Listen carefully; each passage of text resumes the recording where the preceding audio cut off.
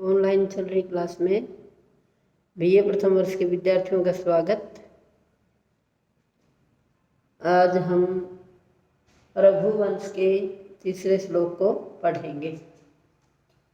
श्लोक: निवर्त्य राजा दयिता दयालुस्तां सौरभेयीं सुरभिर्यशोभि पयोधरी भूत चतुसमुद्रां जुगोपय गोरूपधराम इवोर्विम।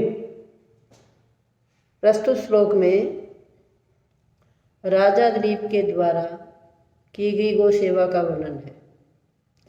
क्योंकि राजा दिलीप ने जब गुरु वशिष्ठ की गाय को वो दूध धोने के पश्चात वन में ले जाने के लिए चले तो उनके साथ साथ उनके सेवक भी थे और उनकी धर्म पत्नी सुदक्षिणा भी थी। राजा ने ये मानते हुए कि जंगलों में हिंसक जीव जानवर रहते हैं और कंटीली झाड़ियाँ, विषम वहाँ की पगडंडियाँ और उबड़ खाबड़ जमीन होने के कारण एक स्त्री के द्वारा वहाँ सुरक्षित रहना संभव नहीं है।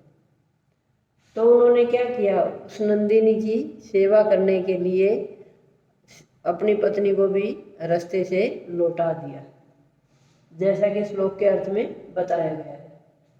निवर्त्य राजा दयिता, राजा ये विशेषण है राजा दिलीप का। राजा दिलीप ने दयिता, दयिता कहते हैं पत्नी को, दयिता पत्नी को कहा जाता है। कैसे राजा दिलीप, पहले राजा दिलीप का विशेषण दिए गए राजा दिलीप के लिए। दयालु हो, जो कैसे हैं, दया से परिपूर्ण है, जो कृपालु हैं। उन्होंने सुरभीर यशोभीर, जो जिनकी कैसा यश, सुरभि अपने यश की सुगंधि से सुगंधित। कैसे हैं राजा दिलीप, दयालु हैं और जिनके यश की सुगंधि चारों ओर फैली हुई है, ऐसे उस राजा दिलीप ने सौरभेयीं, सुरभे पुत्रीम सौरभेयीं, सौरभेयीं विशेषण यहाँ कामधेनु का है। कामधेनु की पुत्री नंदिनी है। तो सौरभेयीं, सुरभे पुत्रीम सौरभेयीं, उस सुरभि की पुत्री अर्थात कामधेनु की पुत्री नंदिनी की सेवा के लिए दयिता, दयिता पत्नी को कहा जाता है, अपनी पत्नी अर्थात रानी सुदक्षिणा को भी निवर्त्य क्या कर दिया, लौटा दिया।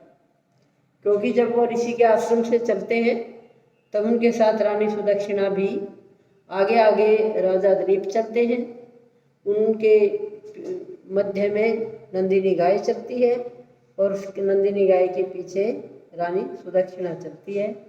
तो इस प्रथम लाइन में बताया गया कि कैसे राजा सुरभिर यशोभि, जिनके यश की, जिनकी कीर्ति की पताका, जिसकी सुगंधि चारों ओर फैली हुई है। दयालु, जो कैसे दया से परिपूर्ण है, ऐसे उन राजा दिलीप ने दयिता निवर्त्य क्या करके, अपनी पत्नी को भी लौटा करके किसकी सेवा में लग गए, वो सौरभेयीं, सुरभि की पुत्री, कामधेनु की पुत्री नंदिनी की सेवा में लग गए। उसकी सेवा करने में जुगोपय, गुपु रक्षणे, गुप धातु रक्षा करने के अर्थ में आती है। तो अपनी उस नंदिनी गाय की रक्षा करने में लग गए। और कैसी थी, क्योंकि नीचे की लाइन में विशेषण भी दिए हैं, उपमाएं भी दी है। पयोधरी भूत, जो कैसी थी, पयोधर बने हुए, चतुः समुद्राम, चारों समुद्रों के समान। पयोधर बादलों का भी विशेषण है, क्योंकि पय जल को कहते हैं, धर धारण करने को कहते हैं। जो जल को धारण किए रहते हैं, इसलिए विशेषण किसका हुआ? बादलों का भी विशेषण है। तो पयोधरी भूत चतु समुद्राम, मानो कि पयोधर बने वे उस चारों समुद्रों से युक्त उर्विम, उर्वी कहते हैं पृथ्वी को, उर्विम इव पृथ्वी के समान ही गो रूप धराम, गो का रूप धारण करने वाली उस पृथ्वी के समान किसकी रक्षा की? सौरभेम जू गोपे, नंदिनी गाय की रक्षा की। नीचे के लाइन में विशेषण दिए हैं, क्योंकि राजा का कर्तव्य होता है कि वो अपने राज्य की भी रक्षा करता है और राज्य में जितने भी जीव प्राणधारी है सबकी रक्षा, चेतन है या चेतन है, सबकी रक्षा का उत्तरदायित्व राजा का होता है। तो यहाँ जैसे राजा अपने राज्य की रक्षा करते हैं, ठीक उसी प्रकार राजा ने ऋषि की गाय, ऋषि के हवन की जो गाय है, नंदिनी गाय है, उसकी रक्षा को भी पूर्ण मनोयोग से, पूर्ण निष्ठा के साथ उसकी रक्षा का कार्य किया है। और इसमें भी उपमा क्या दी? मानो कि इस पृथ्वी ने, गौ पृथ्वी को भी कहा जाता है, क्योंकि निघंटु में निर्वचन आता है गौर गच्छति थी गौ, अर्थात जो गमन करे, जो गति करे, जो जाए, उसको गो कहा जाता है। केवल मात्र 4 टांगों वाली इस भौतिक प्राणी को ही गो नहीं कहा जाता, अपितु गो सूर्य की किरणों को भी कहा जाता है, क्योंकि सूर्य की किरणें बहुत दूर से यहाँ तक पृथ्वी पर आती हैं। गो इस पृथ्वी को भी कहा जाता है, क्योंकि पृथ्वी भी क्या करती रहती है? घूमती रहती है। और गो इस भौतिक प्राणी को तो गो कहा ही जाता है। तो क्या कहा? गो रूप धराम, गो का रूप धारण करने वाली इस उर्विम पृथ्वी को, गो का रूप, मानो कि पृथ्वी ने भी गो का रूप धारण कर लिया हो, और उस पृथ्वी के चारों ओर चतु समुद्राम, मानो कि चारों ओर जो किससे आवेष्टित है, किससे युक्त है? समुद्रों से युक्त है। पृथ्वी के चारों ओर जो समुद्र हैं, उन चारों समुद्रों को उस नंदिनी गाय के 4 स्तनों की उपमा दी गई है। मानो कि इस पृथ्वी ने गो का रूप धारण कर लिया हो और चारों समुद्र इस पृथ्वी के मानो क्या बन गए हो? स्तन बन गए हो। ऐसी इस पृथ्वी की रक्षा भी की राजा दिलीप ने, और नंदिनी गाय की भी पूरे मनोयोग के साथ ही रक्षा की, क्योंकि राजा का ये कर्तव्य होता है कि वो सबकी रक्षा करे। और अपने इस मनोयोग से की गई जो उनकी रक्षा का जो कार्य है, उस कार्य के कारण उनको अपने इस जो उन्होंने व्रत धारण किया है, उस व्रत में क्या है? सफलता भी प्राप्त होगी। जैसा कि इस रघुवंश के आगे के श्लोकों को आगे पढ़ेंगे। तो पूरे श्लोक का भाव ये हुआ कि राजा दिलीप ने जो गोरक्षा का व्रत लिया है अपनी पत्नी के साथ, अपनी पत्नी को जब वो वन में गमन करते हैं गाय को लेकर के, तो पत्नी को वन की भयावहता को देखते हुए, वन में जंगली हिंसक पशुओं को देखते हुए, उनसे अपनी पत्नी की सुरक्षा चाहते हुए उन्होंने क्या किया है? क्योंकि पत्नी को वहीं आश्रम में छोड़ दिया और स्वयं नंदिनी गाय को लेकर के चल पड़ते हैं।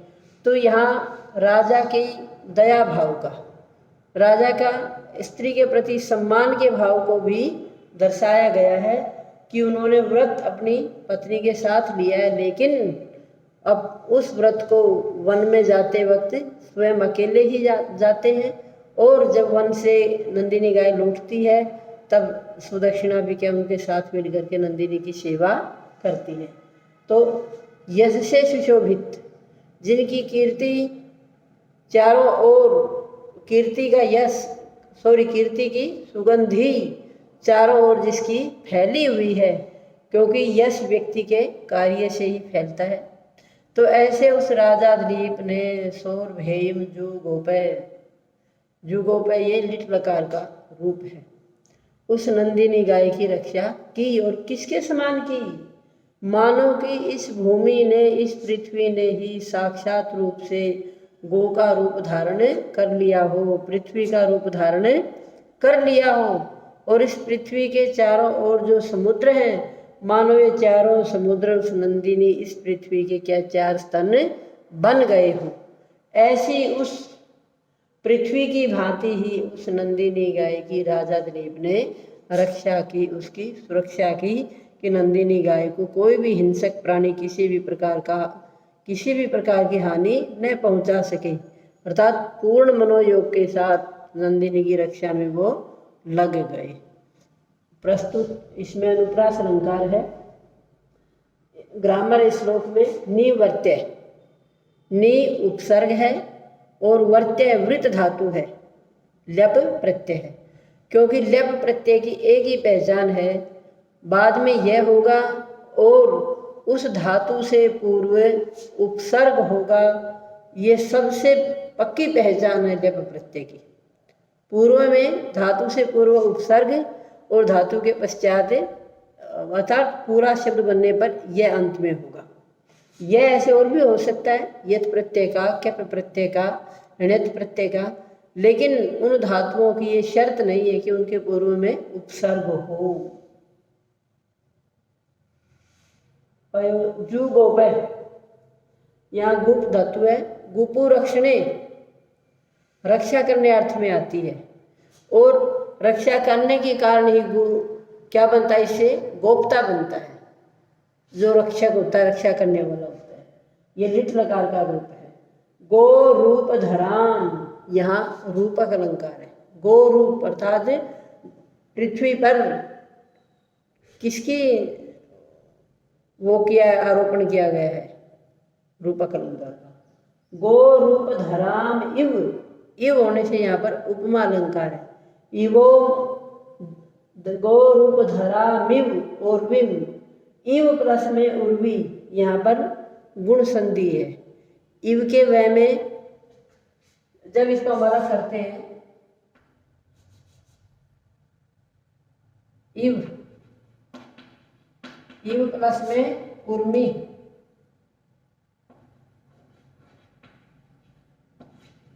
तो इव के अंदर क्या निकलेगा, ए, और बाद में क्या है, ऊ। जब इन दोनों का हमने क्या किया, ओ किया, ओ करने पर कौन सी क्या होगी, यहाँ पर गुण संधि हो गई।